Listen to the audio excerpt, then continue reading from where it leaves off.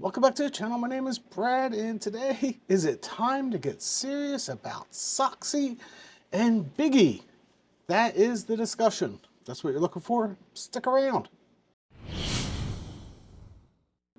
So my name is Brad, and I've been retired now 7 months.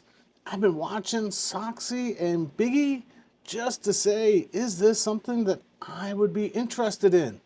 I don't buy a whole lot of yield max, just to be fair and honest. I just don't do it. I got into some single stocks. I got out of the single stocks. Single stocks are a little more risky, but I feel that maybe SOXY and BIGY is yield max way into the retirement world. I'm retired. I need income. So let's take a little deeper look now that we have a couple distributions into SOXY and BIGY. Well, first chart I'm going to bring up is the S&P composite total returns, and this is off the S&P site. You can see that SOX, or actually the semiconductor industrial index total returns, well outpaces the S&P 500. And we use the S&P 500 as a standard bar. If it's above the S&P 500, that's pretty good. If it's below the S&P 500, might be something we don't want to get into. So I also look at SOX, XLG, and the S&P 500. XLG being as close to BIGY as a regular index or ETF. That's the only one I could find out there. It does have a couple different stocks in it, but it is the best I can do for comparison. If I use SOX right before the pandemic, we see how the chart looks. We definitely outpace the S&P 500. But here is the key point of the chart. We definitely see a bigger drawdown during the 2022 correction. Just want to make sure that you're fully aware of this will correct harder than the S&P 500. If I look at BIGY or XLG for a BIGY comparison over the years, it is clear that it outpaces the S&P 500. We see a large drawback during the pandemic, and we see a large drawback during the 2022 correction. So those have me a little bit worried. SOX. So how does it compare to QQQ? I think that'd be interesting. Does it outpace QQQQ? Because at the end of the day, we do multiple indexes. We do SPY, we do QQQ, because QQQ usually outpaces the S&P 500. So we bring up a chart, and yes, SOX definitely outpaces QQQQ, or QQQ. You know how many Qs there are in there. Again, you can see how big that drawback is. And you can see very large drawbacks at different times. You can see it at the pandemic. You can see it 2022 correction. And you can see it right in 2024. There was a large correction. So you can see these large corrections, and that scares me as a retiree. Because if it doesn't keep up, then we might get into trouble.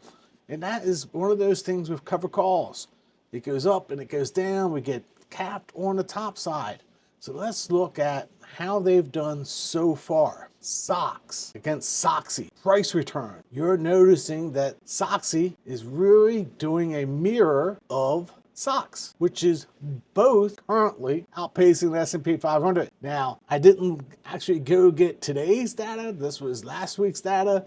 And today there was a big correction in the semiconductor, but that is what you're playing with. You're playing with semiconductors, and they're a little more volatile than the S&P 500. But right now, we can look you in the eye or through the camera and say, hey, SOXY's really matching SOX. So that's an interesting prospect. Now, how about total returns? how does that total returns actually look like on SOXY and SOX? Actually, SOXY total returns beats SOX. Oh my gosh, what are we talking about here? We got total returns with SOXY beating SOX, and they're all beating the S&P 500. Might be something that you're interested in. Now let's move on to BIGY. XLG is the closest one I could find to BIGY. So when we look at price return, we notice that BIGY's a little bit behind the S&P 500, and it's not keeping up to XLG for price return. And that kind of makes me wonder, want to make sure we stay close on price return. When I look at total return, and this is one of those charts that you got to make a decision. Total return, BIGY is outpacing the S&P 500, and that is what we like to see. We want to see something that outpaces the S&P 500, and XLG is clearly beating them all. Is it something you want to get into? I'm going to still be on the fence right now. And the last thing we'll discuss is taxes. We actually have a couple 19As, and we see how they are in return of capital and net investment income. So you can see how these are tax efficient, non-tax efficient. Now, I'll always say the 19As are best guess estimates and pretty much lies. Really, I mean, they don't know, they don't figure it out until the end of the year for taxes, but at least you're getting some type of best guess, and you can make your own judgment of how these things play out. Now, personally, I'm still sitting on the sideline. I think that the drawdowns that I see in SOXY is a little much for me in retirement. I may or may not get into it in another month or two, just for some diversification, but right now, I'm going to say no. But I can fully understand somebody getting into it, because what it does do is it actually holds the underlyings. And that is something that Brad has always said was important to him. Now, BIGY, it's the same kind of question. Let's wait another month or two, watch it go through. You can see that it's beating the S&P 500. So those are two things that I like. Are they worth the extra risk? And I'm going to say there's a little extra risk. Maybe not so much with BIGY as compared to SOXY. Definitely a little more risk than what Brad really wants to get into. And yes, you can always say, but didn't you buy the crypto miners and crypto? Yes, I did, but let's face it, it's about yay big as a percentage. And that might be something that I allocate to these two, because anything that beats the S&P 500 is really something that you may want to consider for your portfolio.